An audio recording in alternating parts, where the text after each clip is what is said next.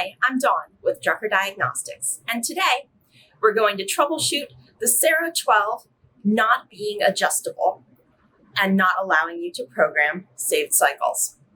Let's get started. Troubleshooting. The SERO 12 isn't adjustable. To disable the lock, start by opening the lid of your centrifuge. Note, the lid may be locked. If so, make sure to hit the Stop Unlock button before twisting that lid latch 1/4 turn counterclockwise and lifting the lid to open.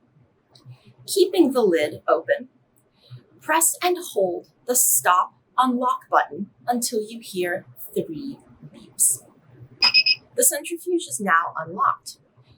You can freely adjust speed, time, brake setting, and you can create new saved cycles and edit existing saved cycles. Still can't edit your cycle parameters? Contact Drucker customer service for further assistance. If you would like to learn more about how to use your SERO 12, some helpful links are showing up on your screen right now. Thanks for watching and have a great day.